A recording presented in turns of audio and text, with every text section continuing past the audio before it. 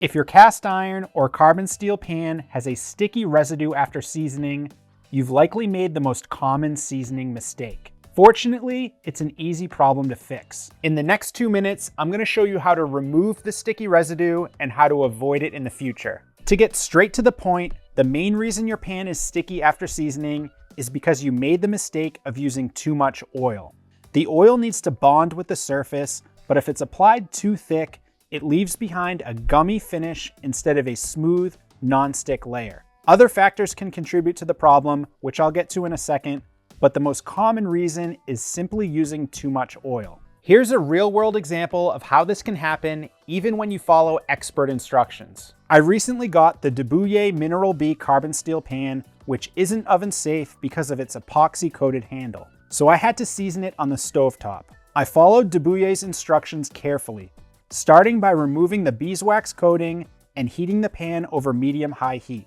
Then they recommend adding what they describe as a thin layer of oil. However, their instructional video shows them using far more oil than I expected, probably close to a half cup. Even though I knew that too much oil can cause stickiness, I trusted their method because they've been producing carbon steel cookware for over a century. So there's a good chance that they know something that I don't. As instructed, I heated the pan until the oil started smoking.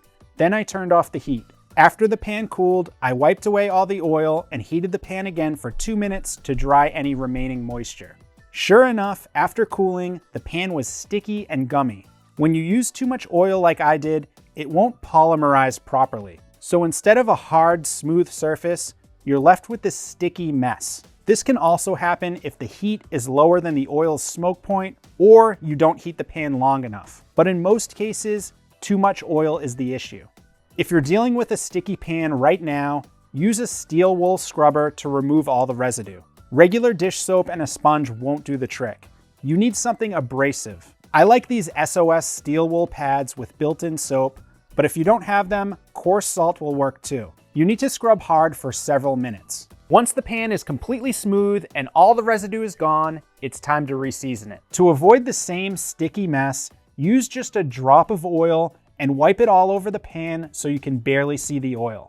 Wipe it as if you're trying to remove all the oil. The surface of the pan should have a very subtle sheen, but it shouldn't be glistening or look wet at all. If you're seasoning on an electric or induction cooktop, only apply oil to the cooking surface. Avoid getting oil on the bottom of the pan because it can burn into the cooktop.